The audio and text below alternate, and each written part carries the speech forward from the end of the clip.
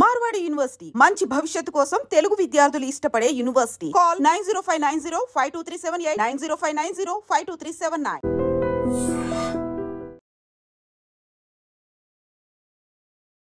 మహబూబ్ నగర్ లో ఈతకంటూ వెళ్ళి ఒక 5గురు ఈతకు వెళ్ళిండ్రు. అందులో ఒక్కరికి మాత్రమే ఈత వస్తుంది, మిగతా 4గురికి అసలు ఈత రానే రాదు. అయినా సరే స్విమ్ చేద్దామని, అది మహబూబ్ నగర్ ఎక్కడ అంటే దివిటిపల్లి క్వారీ. అంటే క్వారీలో ఎప్పుడైతే రాళ్లను తవ్విన తర్వాత లోతు ఏర్పడుతుందో అక్కడ కొన్ని అంటే నీళ్ళలాగా ఉండిపోతాయి కదా. సో అందులో ఈతకని చాలా మంది ఇట్లా సమ్మర్ సీజన్ లో వెళ్ళడం, చాలా ఇన్సిడెంట్స్ అయితే జరిగినాయి. అట్లా ఈతకు వెళ్ళి చనిపోయిన సందర్భాలు చాలా ఉన్నాయి. అయినా సరే పాఠాలు ఏం నేర్చుకోవట్లేదు. మళ్ళీ అదే ఈత సరదాతోని ఇప్పుడు క్వారీ దగ్గర ఉన్నటువంటి ఆ నీటి కుంటలోకి 5గురు వెళ్ళడం జరిగింది. ఆ 5గురిలో కేవలం ఒక్కరికి మాత్రమే ఈత వస్తుంది, మిగతా 4గురికి రాదు. అయితే ఆ క్వారీలో ఆ కుంటలో అంటే ఆ వాటర్ లోతు ఎంత ఏంది అనేది తెలియకుండానే స్విమ్మింగ్ కోసం దిగడం, ఆల్మోస్ట్ స్విమ్ కూడా చేసిండ్రు. ఒక వ్యక్తి ఎవరికైతే స్విమ్మింగ్ వచ్చో అతను కొద్దిసేపు వాళ్ళని మేనేజ్ చేస్తూ స్విమ్మింగ్ చేయడం జరిగింది. కానీ ఎప్పుడైతే బయటకు వద్దాము అనుకున్నటువంటి టైంలోనే ఒకరు మునిగిపోవడం. అయితే ఈ ఈత వచ్చినటువంటి విజయ్ అనే వ్యక్తి ఎవరైతే ఉన్నారో ఆ వ్యక్తి మాత్రం వాళ్ళని కాపాడడానికని వెళ్ళిండు, ఆయన కూడా చనిపోవడం అయితే జరిగింది. ఇది విషాదకరమైనటువంటి ఘటన మహబూబ్ నగర్ లో అయితే జరిగింది. సో నీళ్లతోనైతే నిజంగా నీళ్ల లోతు తెలుసుకోవడం చాలా చాలా కష్టం. అట్లాగే ఇట్లా క్వారీ దగ్గర ఏర్పడినటువంటి ఈ కుంటలు ఏవైతే ఉంటాయో అవి అత్యంత డేంజరస్.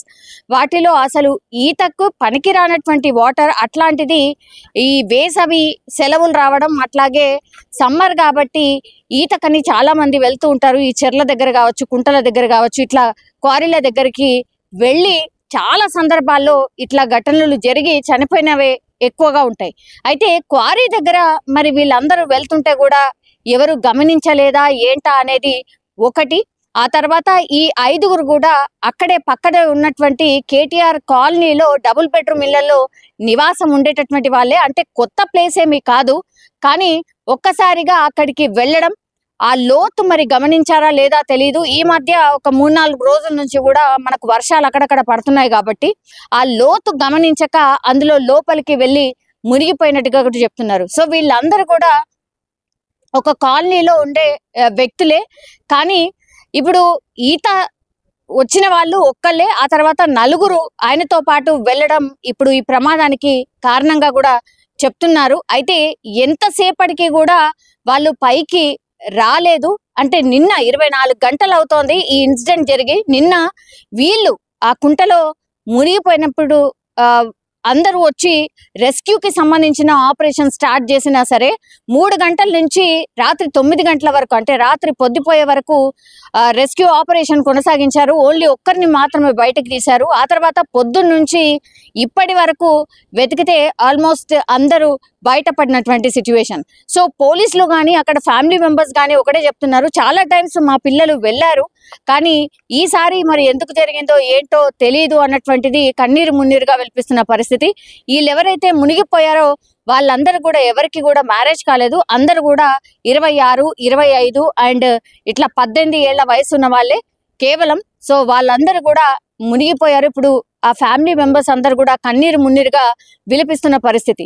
పోలీసులు ఒకటే చెప్తున్నారు, ఇట్లా కుంటల దగ్గర అండ్ చెరువుల దగ్గర ఇట్లా సమ్మర్ కదా, చాలా మంది అంటే కొత్త వ్యక్తులు కూడా వస్తూ ఉంటారు. ఇవి చాలా చాలా డేంజరస్. అసలు లోతు తెలియకుండా, స్విమ్మింగ్ రాకుండా ఇట్లాంటివి అయితే దయచేసి ప్రయత్నం అయితే చేయకండి అనేటువంటిది ఒకటి చెప్తున్నారు. ఆ తర్వాత ఈ ఘటన మీద పూర్తిగా ఎంక్వైరీ చేస్తాం, అంటే ఇట్లా ఇంతకు ముందు కూడా ఘటనలు జరిగినాయి, అయినా సరే ఈ క్వారీకి సంబంధించిన యజమానులు ఇట్లా ఎందుకు వదిలేశారు, వాళ్ళకు కూడా ఒకసారి చెప్పబోతున్నాం అన్నటువంటిది చెప్తున్నారు. అట్లాగే కేసు నమోదు చేసి దర్యాప్తు చేస్తున్నారు పోలీసులు. దేవిటిపల్లి గ్రామ శివార్లో ఈరోజు మధ్యాహ్నం 1 గంటల సమయంలో మన కేటీఆర్ కాలనీ చెందిన కొంతమంది యువకులు ఈత కోసం అని చెప్పేసి పాడుబడిన గతంలో భారీగా ఉన్నటువంటి దీనిలో వచ్చి వాటర్ దానిలో ఈతగానికి వచ్చేసి ఈత కొట్టిన క్రమంలో ముక్కడం జరిగింది.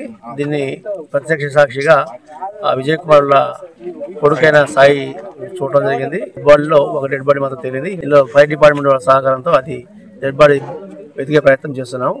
కేసు నమోదు చేసి విచారణ చేపడతాం.